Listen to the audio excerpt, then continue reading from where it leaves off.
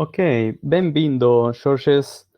La próxima charla es GNOME Shell, pasado, 40 e futuro, por Jorges Basile Stavrancas Neto. Bem-vindo, Jorges. Obrigado. Bom, boa tarde, quase noite. Olá. Antes de começar, eu peço desculpas que a minha voz está um pouco alterada ainda. Estou me recuperando de uma doença que a todos nos aflige. Se eu não estiver conseguindo falar, ou vocês não conseguirem entender o que eu estou falando, porque está muito anasalado, vocês me avisem, por favor, tá? Dito isso, vamos começar. Bom, para quem não me conhece, eu sou Jorge Basile, Jorge Stavrakas, também conhecido como Feaneron no IRC. Eu comecei a contribuir no GNOME já tem um pouco mais de 8 anos. Né? O nosso querido Rafael Fontanelli, que apresentou mais cedo sobre traduções, foi quem me introduziu, foi quem revisou minhas primeiras contribuições com GNOME, que foram com traduções também. Veja só. Desde 2015 eu sou um membro da Fundação GNOME, como muitos outros que apresentaram também. E desde 2015 eu faço parte da Endless, que hoje, na verdade, se chama Endless OS Foundation. É uma non-profit, é uma empresa, é uma fundação sem fins lucrativos. E eu também mantenho alguns aplicativos do GNOME, como calendário, tarefas, configurações, o Mutter e o GNOME Shell. Tenho certeza que vocês conhecem alguns ou todos desses aplicativos. Ao longo dessa apresentação, eu vou falar do GNOME como um todo, como um projeto, como a soma de várias partes, e eu vou falar também especificamente do GNOME Shell. Às vezes eu vou falar sobre um, às vezes eu vou falar sobre o outro. Provavelmente eu vou me confundir e falar GNOME quando eu estou pensando em GNOME Shell, ou eu vou falar GNOME Shell quando eu estou pensando em GNOME. Se eu falar alguma coisa que não faz sentido, me avisem, por favor. Então, vamos começar olhando para o nosso passado do GNOME. Na verdade, vamos começar lá longe, passado distante do GNOME. Daqui, para os saudosistas, essa é a imagem do GNOME na sua glória, do GNOME 1. É um produto da época, né? É realmente um produto da época. Isso daí, essa foto, se eu não me engano,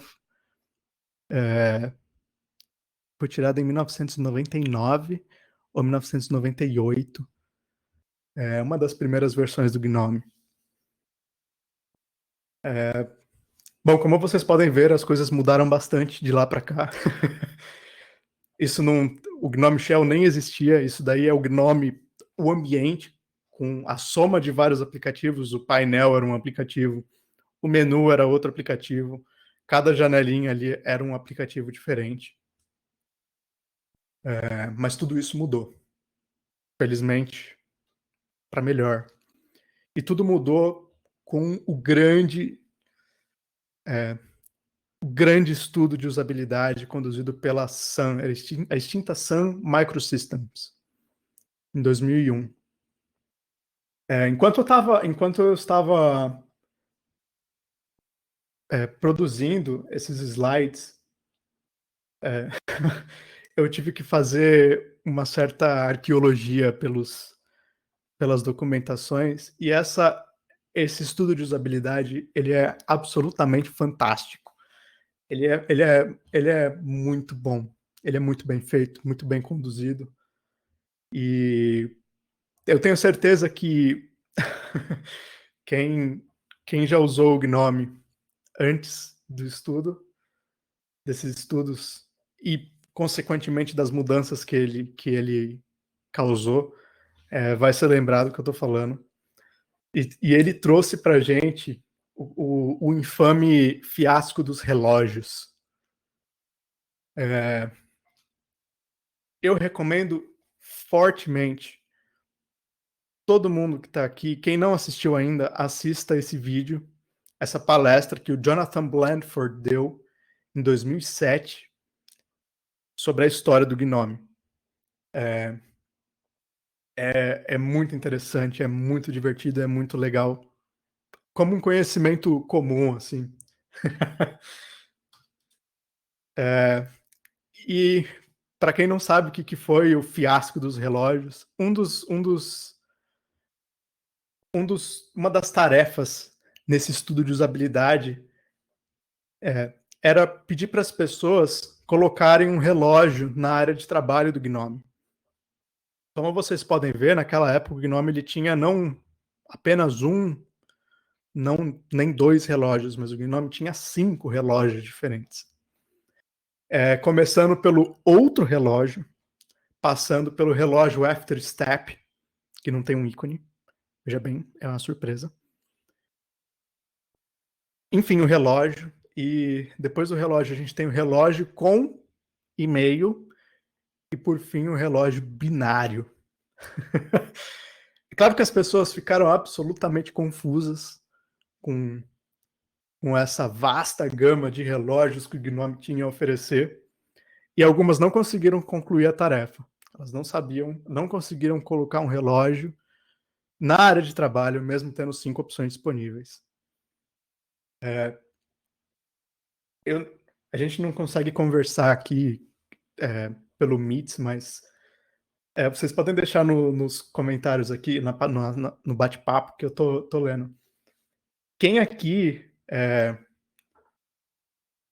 quando foi apresentado a um programa com muitas opções, quem aqui ficou travado? Não conseguia nem saber o que fazer com tantas opções assim. Eu, particularmente, me sinto assim quando eu tento mexer no Blender.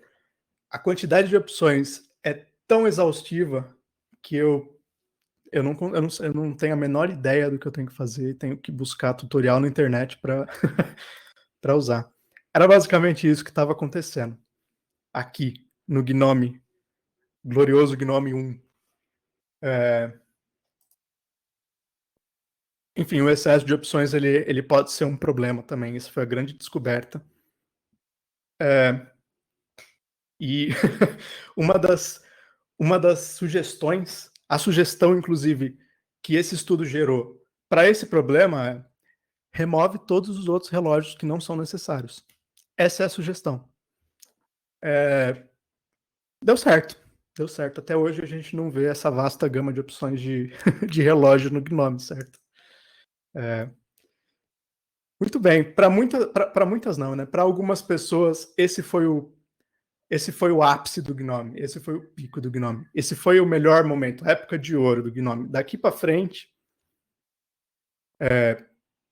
foi só ladeira abaixo. Foi só retirar opções. Provavelmente esse foi o momento na história que as pessoas acham que o Gnome teve mais opções, né? Esse foi o pico na curva. É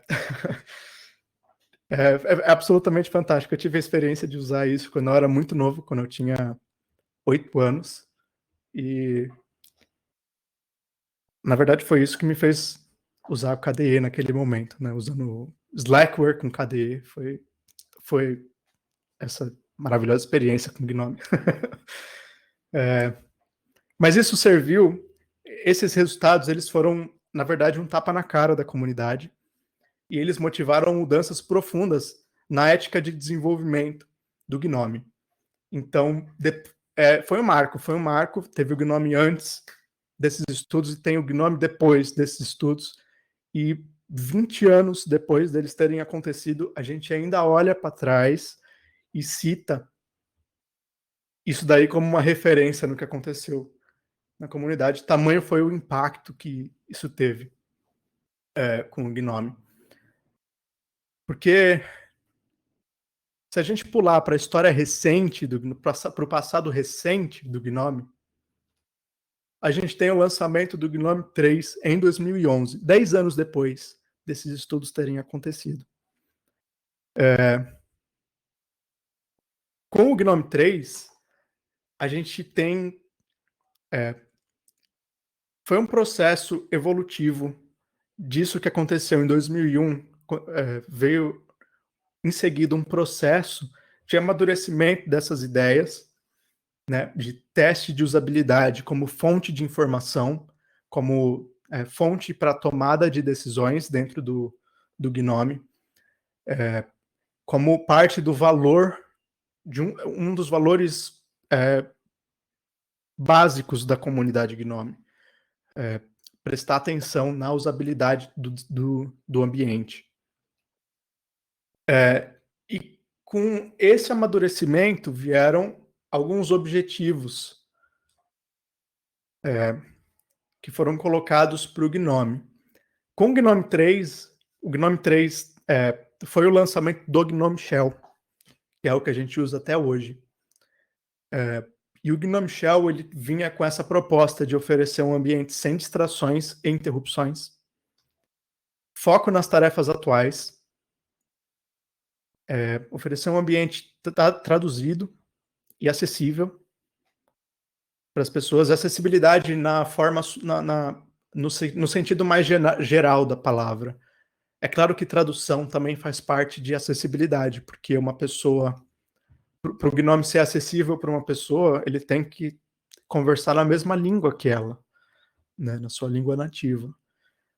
Mas não só isso, tecnologias assistivas, o próprio design do Gnome feito de uma forma que você não fica perdido enquanto usa, isso é uma característica de acessibilidade, né? Você desenhar uma interface que oferece as funcionalidades que ela se propõe a oferecer e ainda assim é simples o suficiente para você não precisar ter que ler um manual técnico ou alguma coisa assim, isso é também acessibilidade, né? E isso se consolidou com o lançamento do Gnome 3.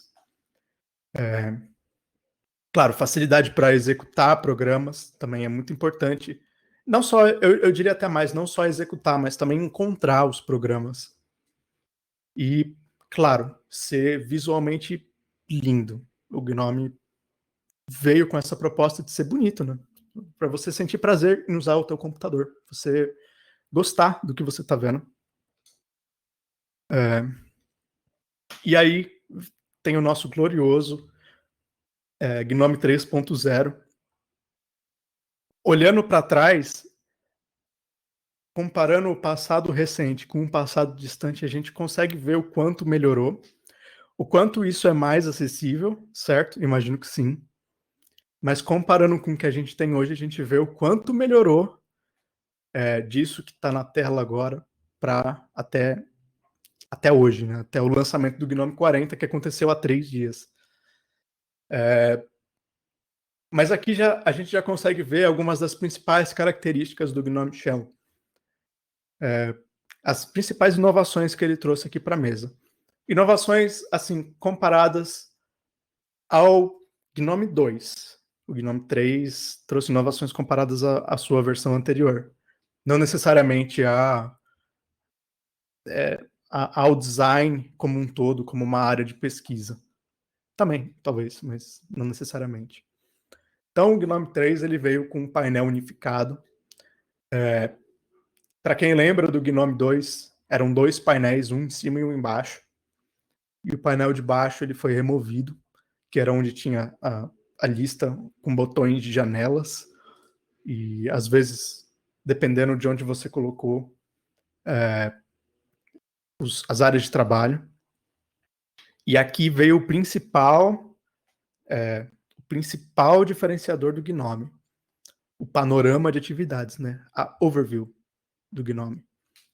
Então, panorama de atividades, ele veio como o substituto do painel, não só um substituto, né? Mas também para substituir o painel inferior da tela do Gnome. Ele veio aqui como para trazer para você poder entender o que está acontecendo no teu computador, o que está rodando no seu computador, para você conseguir... ele centraliza o gerenciamento de atividades. Então, você executa programas no panorama, na overview. Você escolhe entre os programas que estão rodando, que estão sendo executados no computador. Você agrupa esses programas em áreas de trabalho. E o GNOME ele é muito focado nas áreas de trabalho. Se vocês lembrarem, um dos objetivos do GNOME Shell é ser, além de ser bonito e tudo mais, especificamente ele tem um foco nas tarefas que já estão executando. Isso é diferente do que a gente vê hoje em muitos outros sistemas que querem, que tem como objetivo encorajar você a trocar de tarefas o tempo todo, né, o multitasking. O GNOME vem com essa proposta diferente, que é a proposta de você se focar em uma tarefa por vez.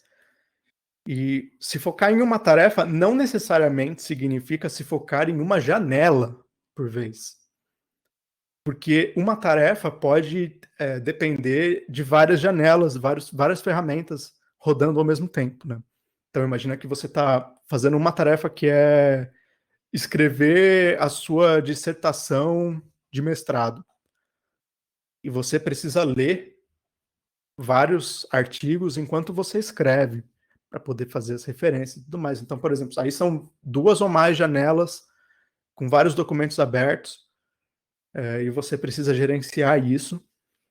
E aí entra o papel principal das áreas de trabalho no GNOME. O GNOME ele foca muito, como consequência dessa proposta de se focar em uma tarefa por vez, o GNOME ele dá uma ênfase grande, o ambiente do GNOME Shell, ele dá uma ênfase grande à área de trabalho, que é onde você organiza as tarefas.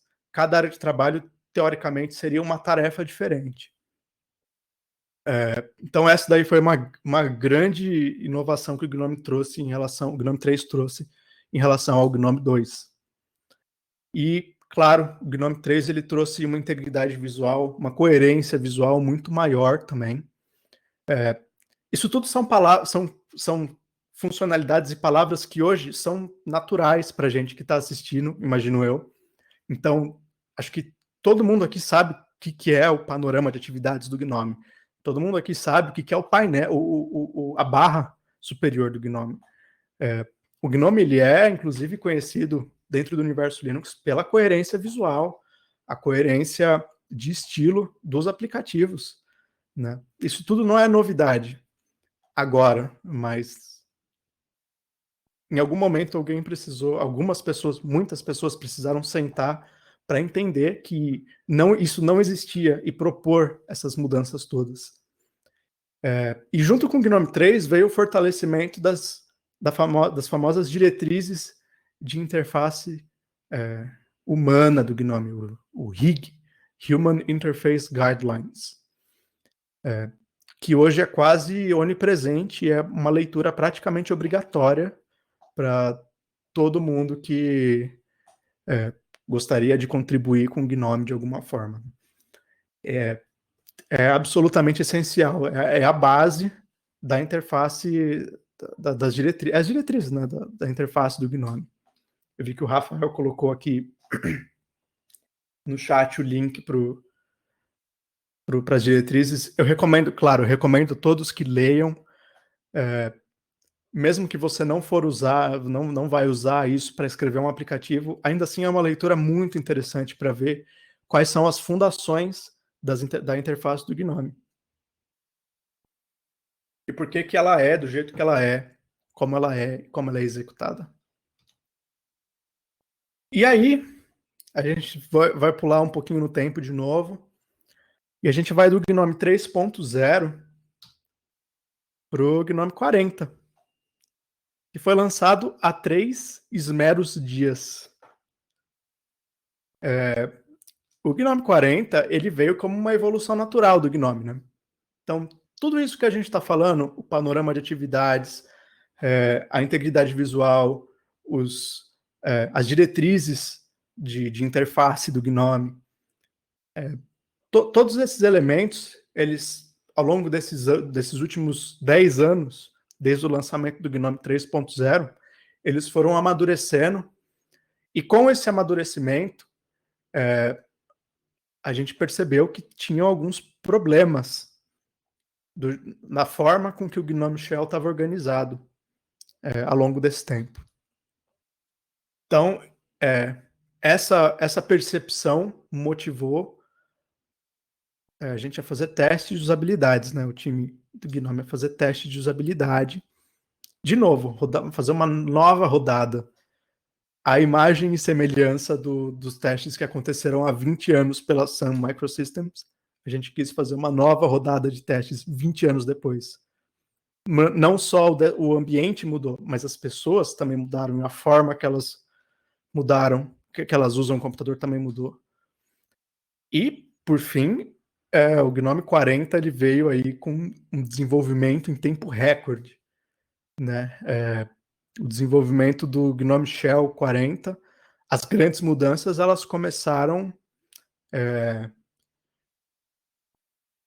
no final de setembro, começo de outubro, então foi praticamente só que elas realmente aconteceram entre dezembro e fevereiro, então foram 3 meses, 2 meses e meio de desenvolvimento para essas mudanças que são assim, relativamente enormes, né? Então, mesmo que pareça que tudo isso começou ano passado, em 2020, essas ideias, né, essa percepção de que a gente precisava mudar algumas coisas, elas vinham de muito antes. Em 2017, teve em Londres o GNOME Shell UX Hackfest, né? Foi bastante voltado para design, então teve uma participação extensa dos designers, tanto de empresas relacionadas, fundações, do GNOME. Foi uma coletiva, aí a galera do Elementary participou também, por exemplo. Enfim, foram muitas pessoas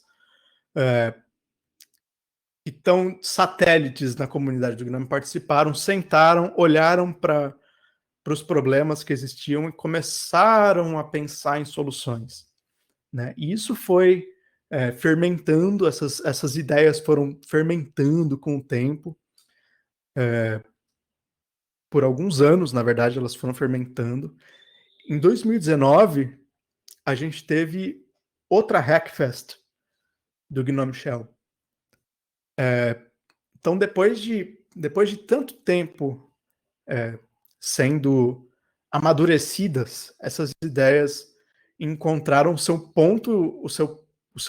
ponto principal, aí, seu pico, nesse Hackfest em 2019, que foi quando a galera conseguiu sentar e conversar e traçar os planos do que a gente precisava fazer para resolver esses problemas que foram encontrados, que existiam aí no GNOME Shell. Né? Na verdade, esse Hackfest foi um divisor de águas, porque foi nele que as engrenagens do GNOME, elas começaram, do GNOME 40, do que hoje é o GNOME 40, foi nesse Hackfest que elas começaram a girar em direção ao que a gente tem hoje. Uma das... Assim, foi notório que nesse Hackfest em 2019 foi notório que mesmo que a gente produza mockups, produza designs, tente propor soluções, a gente iria precisar testar essas soluções, né? Precisaria realizar testes de usabilidade. Então, durante 2020, a gente fez muito teste de usabilidade. Pode parecer um exagero, mas provavelmente essa foi a maior bateria de testes da história do GNOME. Muito provavelmente maior que... Na verdade, não. Certamente foi maior em escala do que os testes que aconteceram em 2001. Então, o volume de dados que nasceu daí foi foi estonteante, foi enorme. E foram 6 estudos diferentes, bom, 7 se você considerar também uma contribuição paralela aí da System 76. Então a gente começou com 3 estudos exploratórios iniciais, foram 3 estudos para a gente poder entender quem está usando o Gnome, como estão usando o Gnome, por que usam o Gnome, o que gostam no Gnome. Então, para a gente ter uma ideia do terreno que a gente estava trabalhando. Esses estudos, eles foram fundamentais para a gente montar um plano do que seria o grande estudo. O grande estudo que aconteceu. Que aconteceu, na verdade, durante agosto e setembro. Esse grande estudo, ele foi feito por uma empresa terceirizada. A gente contratou uma empresa via Fundação Gnome, que rodou testes comparativos entre o Gnome Shell 3.38, o Endless OS e um protótipo do que hoje é o Gnome 40. Então a gente comparou esses 3 pilares aí, o Gnome 3.38, o Gnome como ele era, o Gnome como a gente queria que ele fosse, e o Endless OS como um ponto de referência, né? Então, o Gnome 40 hoje ele não é muito parecido com o protótipo que foi usado, porque a gente pegou aquele protótipo e com os resultados desse estudo a gente alterou o protótipo, alterou o design do protótipo para resolver os problemas que foram encontrados durante esses estudos, né? E por fim, a gente fez, além desse grande estudo, a gente também fez 2 estudos comparativos com o Endless OS, usando uma seleção demográfica diferente. Então, esses outros estudos comparativos, eles aconteceram na Guatemala, aqui no Brasil, e em Nairobi, e eles foram, assim, pontos de dados extras para o grande estudo. E aí, eu vou trazer aqui um gráfico que está no blog do Gnome Shell. Eu deixei um link no final dessa apresentação para a galera poder ver. Então, assim, o primeiro dado que a gente percebeu foi que as pessoas elas usam um número razoável de janelas com o Gnome. Elas usam, assim, a maior parte das pessoas usa de 3 a 10, né? Então, elas estão nessa parte aqui de cima. Então, elas estão por aqui, ó. O que chamou muito a atenção, na verdade, foi o número de áreas de trabalho que estava em uso. Porque, lembrando, um dos objetivos do Gnome é ajudar você a se focar nas suas tarefas atuais. E o modo com que o Gnome executa isso é via áreas de trabalho. As áreas de trabalho, elas são a representação das suas tarefas, de cada um dos seus grupos de janelas, né? As pessoas agrupam as janelas de diferentes formas para executar suas tarefas. E a gente viu que a maior parte das pessoas usava uma área de trabalho. Somente uma. Na verdade, isso é mais da metade das pessoas. Se você somar todo mundo que usa 2 ou mais, não dá o número de gente que usa apenas uma área de trabalho. Então isso acendeu o farol amarelo e a gente sentou e pensou, opa, peraí, isso parece validar a hipótese que a gente tinha de que as áreas de trabalho elas não eram muito intuitivas no Gnome 3. O pessoal já estava trabalhando com essa hipótese há algum tempo. E isso basicamente confirmou, ou pelo menos apontou nessa direção, né? De que a forma com que o Gnome 3 colocava as áreas de trabalho para serem usadas, as pessoas não estavam entendendo isso. Elas não estavam usando áreas de trabalho. E foi essa um dos grandes pilares, tá, das mudanças que aconteceram para o Gnome 40, né? Então, lembrando sempre, essas são as 4 os 5 objetivos, grandes objetivos do Gnome Shell, e a gente percebeu que principalmente esse objetivo aqui, foco nas tarefas atuais, a gente não estava atingindo ele de forma satisfatória.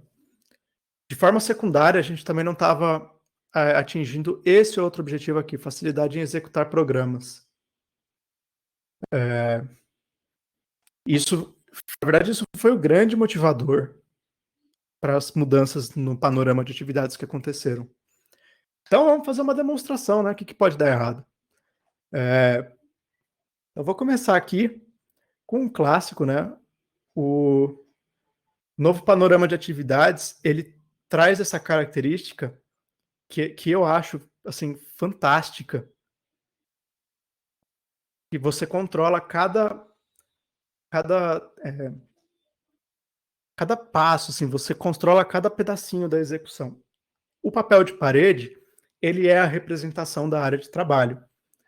E dessa forma, do jeito que acontece aqui, isso é unificado. Então é como se você tivesse só uma área de trabalho que ela vai se movimentando entre os estados aqui. Então, ó, a área de trabalho dá um zoom. A área de trabalho dá um zoom out. A área de trabalho vai lá em cima. É uma única representação. O segundo ponto é que as áreas de trabalho agora elas estão na horizontal. Elas foram arranjadas horizontalmente. Isso porque nos testes de usabilidade a gente viu assim claramente que as pessoas elas entendiam a área de trabalho na horizontal. Elas tinham dificuldade de entender como as coisas funcionavam quando as áreas estavam na vertical.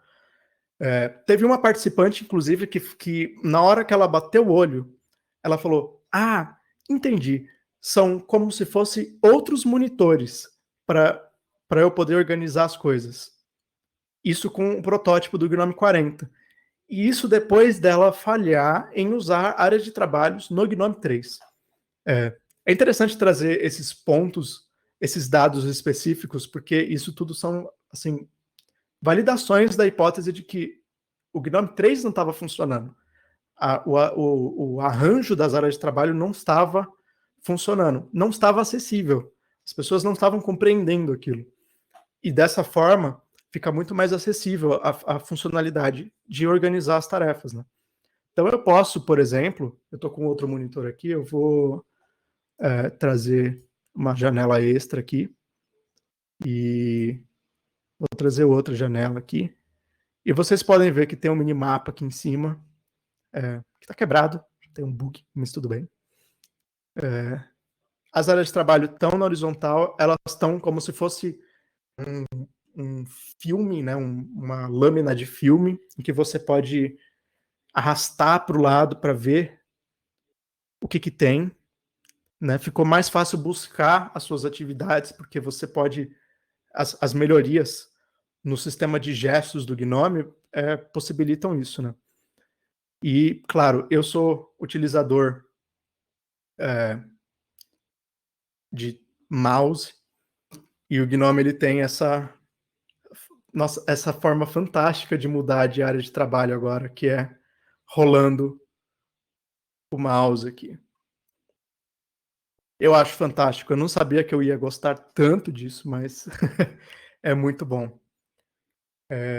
Além disso, tiveram várias outras melhorias, né?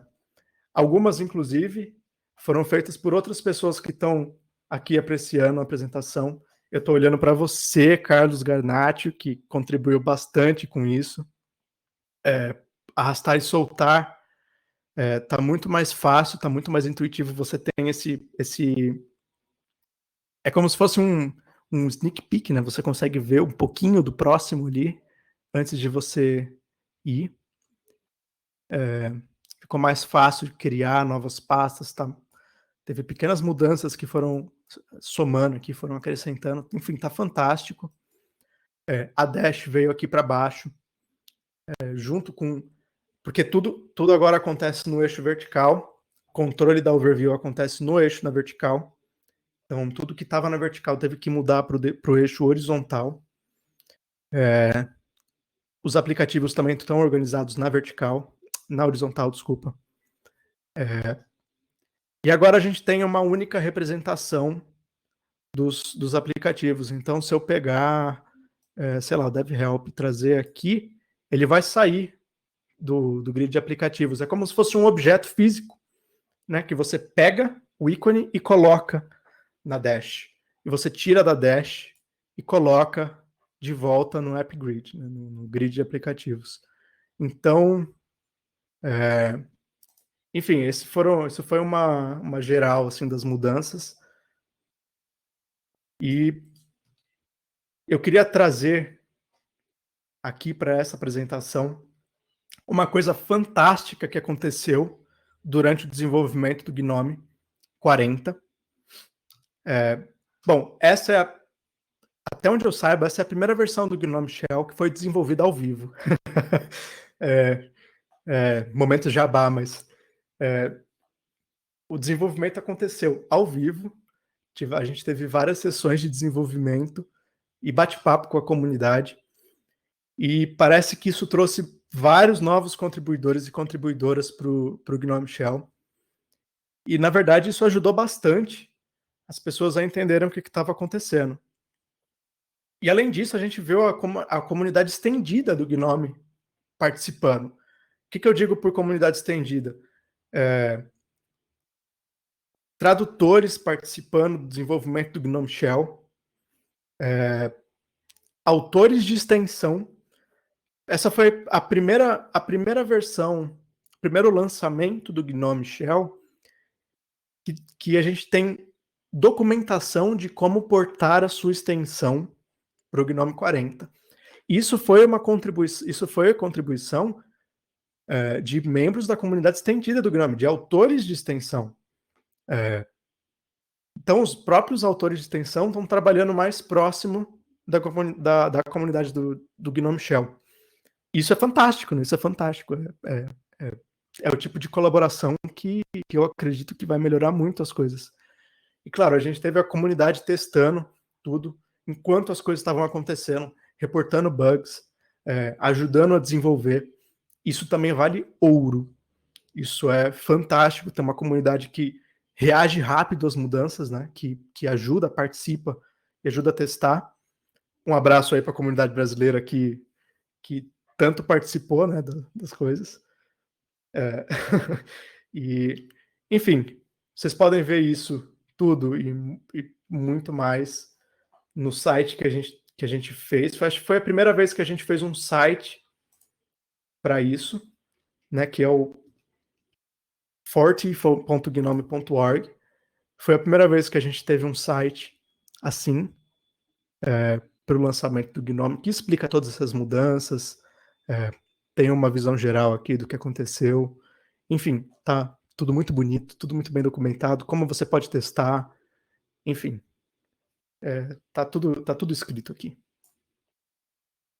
Deixa eu voltar aqui.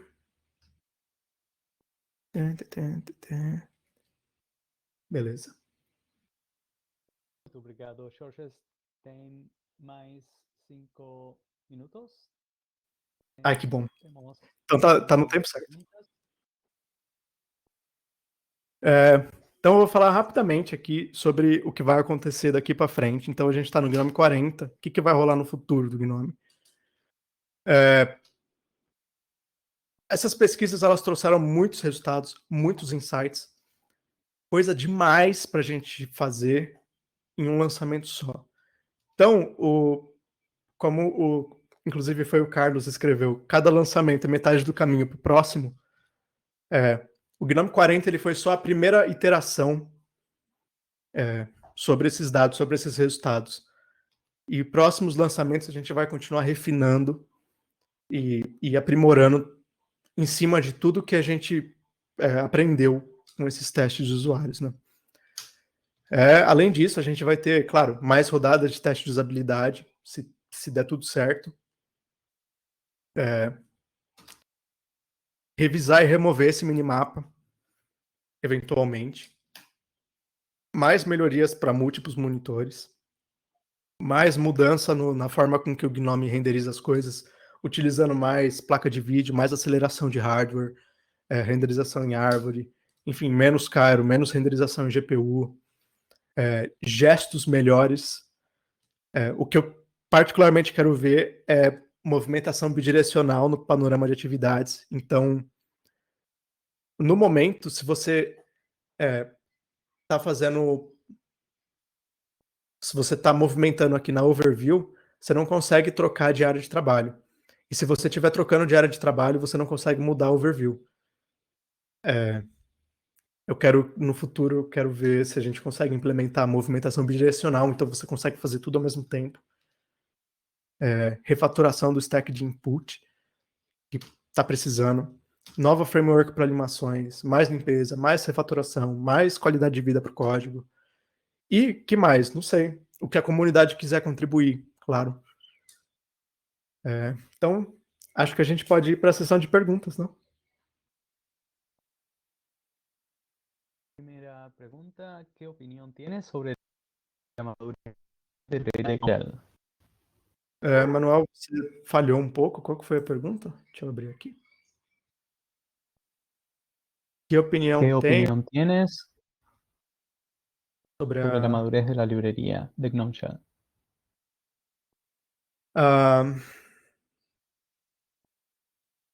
Essa é uma pergunta...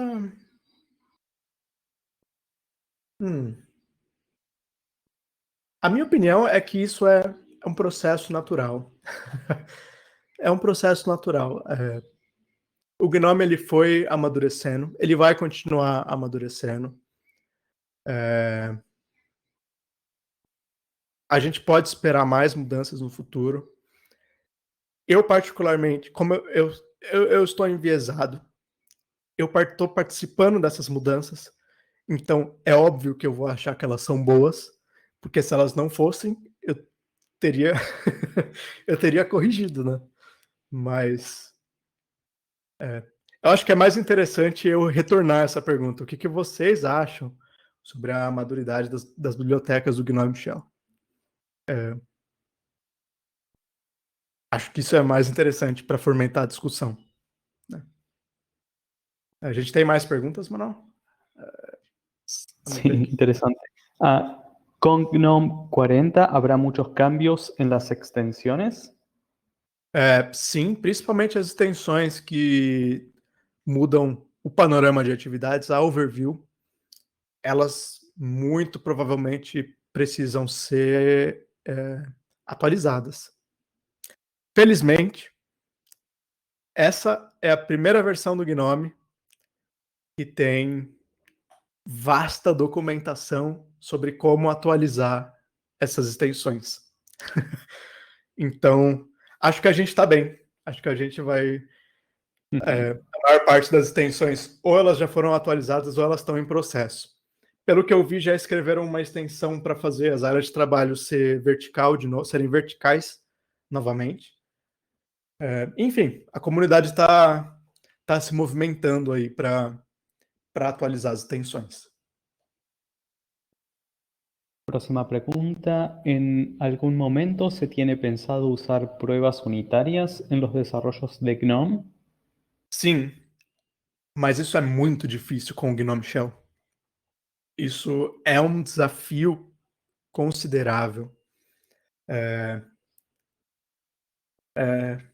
O Gnome Shell é difícil de ser testado.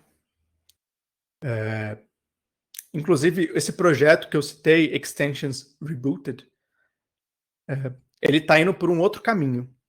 Ele está indo por um caminho de criar uma máquina virtual e fazer a extensão, cada extensão, ser executada naquela máquina virtual e ver se ela funciona no Gnome. Ao invés de testes, esses outros tipos de testes. Acho que isso responde a pergunta, certo? Exacto. Última pregunta. ¿Se tendrán que reescribir los temas GTK y los packs de iconos en GNOME 40? Não. Com o Gnome 40, a gente teve o lançamento do GTK4 também. Mas os temas do GTK3 e do GTK4, eles são separados, né? Agora, a respeito dos ícones, eu não acho que precisa mudar nada, não.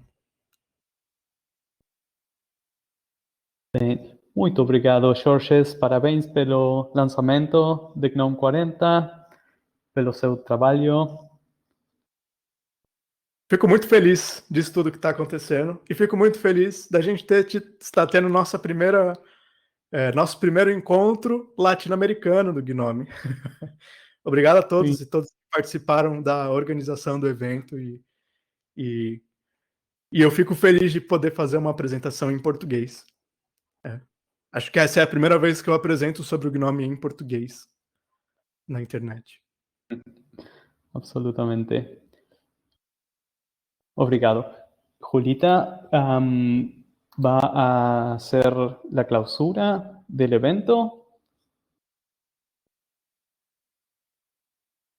Sí, aquí estoy. ¿Me pueden escuchar? Sí, podemos. Y ahora creo que me pueden ver.